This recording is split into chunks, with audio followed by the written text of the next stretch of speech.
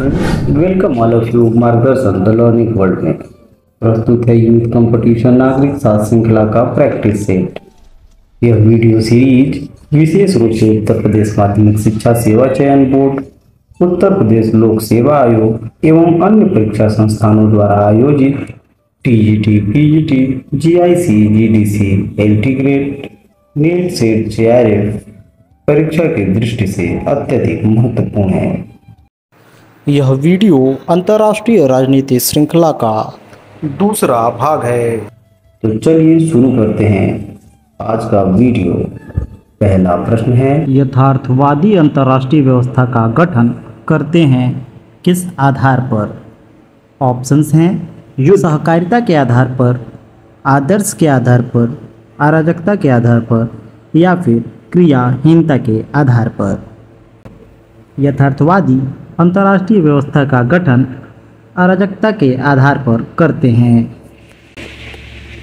यथार्थवादी दृष्टिकोण का आधार है मैकियावेली का वह कथन कि मनुष्य शस्त्र, धन और रोटी युद्ध की शक्ति है, परंतु इन चारों में प्रथम दो अत्यंत आवश्यक है, क्योंकि मनुष्य एवं शस्त्र, धन एवं रोटी प्राप्त कर सकते हैं, परंतु रोटी और धन मनुष्य एवं शस्त्र प्राप्त नहीं कर सकते।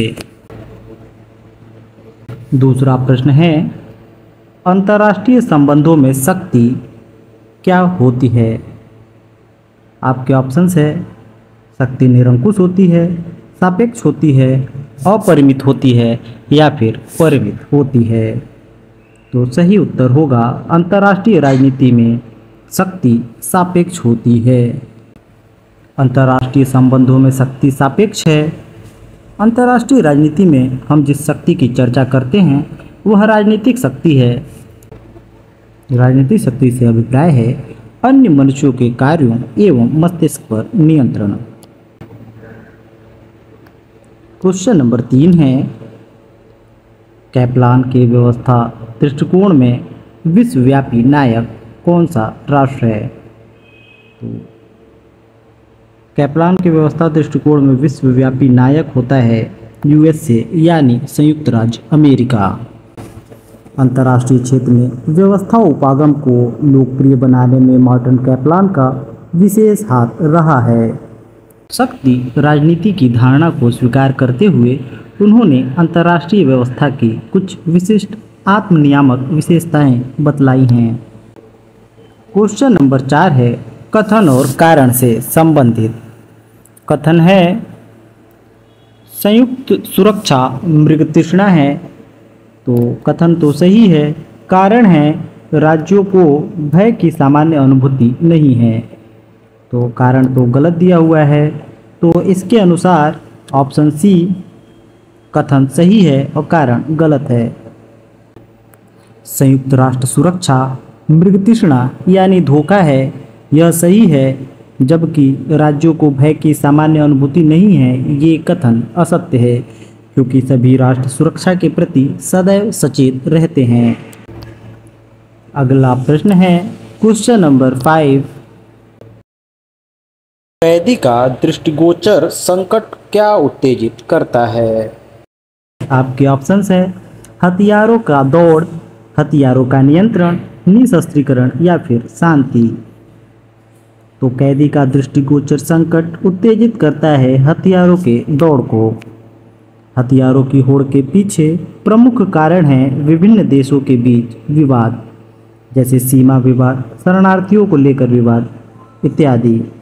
इन विवादों ने दो राष्ट्रों के बीच के संबंधों में अशांति पैदा की है। अगला प्रश्न है, वह कौन सी मूल अवधारणा है जिस पर सैनिक गठबंधन आधारित होता है?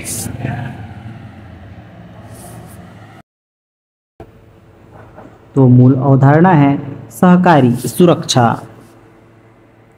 सैनिक गठबंधन सहकारी सुरक्षा की मूल अवधारणा पर आधारित होते हैं। सैनिक गठबंधन एक ऐसा गठबंधन होता है जिसमें विभिन्न राष्ट्र एक दूसरे के साथ सैन्य उद्देश्यों यथा युद्ध के दौरान सहायता करने का आश्वासन देते हैं। क्वेश्चन नंबर 7 है, अंतर्राष्ट्रीय कानून अपने संप्रयोग में क्या है? विश्वव्यापी है, आंशिक है, निरंकुश है या फिर सापेक्ष? तो अंतर्राष्ट्रीय कानून अपने संप्रयोगों में विश्वव्यापी है। अंतर्राष्ट्रीय कानूनों की प्रकृति विश्वव्यापी होती है। अंतर्राष्ट्रीय कानून ऐसे कानून होते हैं जिसका सभी देश पालन करने को बाध्य होते हैं, क्योंकि वे ऐसा मानते हैं कि इनका पालन करने से वैश्विक शांति एवं स्थिरता कायम रहेगी। अगला प्रश्न कथन और कारण से संबंधित है। तो चलिए देखते हैं घटनाओं का सही कालानुक्रम क्या है। तो उपयुक्त घटनाओं में सबसे पहले आता है मुनरो सिद्धांत।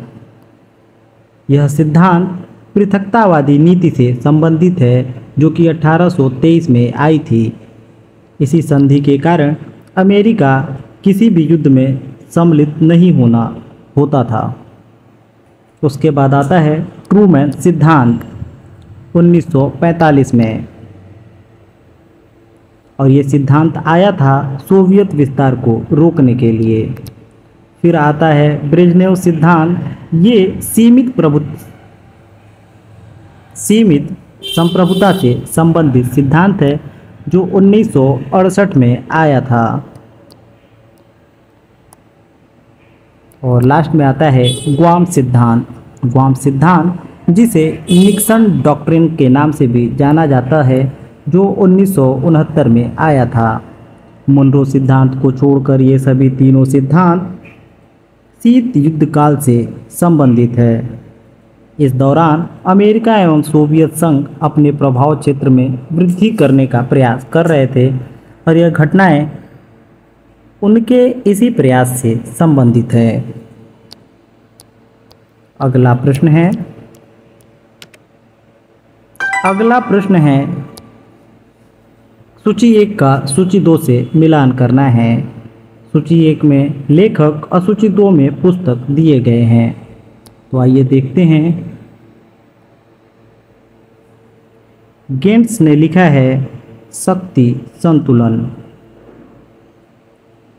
नॉर्मल एंजल्स की पुस्तक है इंटरडिपेंडेंसी। कांट की फेमस पुस्तक है द परपेचुअल पीस, यानी चिरस्थायी शांति। और वुडरो विल्सन कलेक्टिव सिक्योरिटी से संबंधित है। इस प्रकार सही उत्तर ऑप्शन ए 4231 सही उत्तर होगा।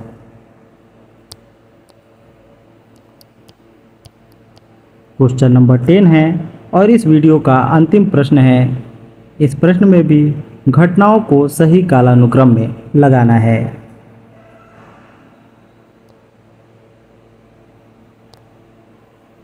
तो इन घटनाओं में सबसे पहले आता है वियना कांग्रेस, जो 1814 में हुआ था। उसके बाद वर्साई की संधि, सभी को पता होगा कि ये फर्स्ट वर्ल्ड वार के बाद 1919 में हुआ था। उसके बाद आता है बे ऑफ पिग्स, यानी क्यूबा संकट, जो 1961 में घटित हुआ था। और लास्ट में आता है हेलेंसिकी सम्मेलन।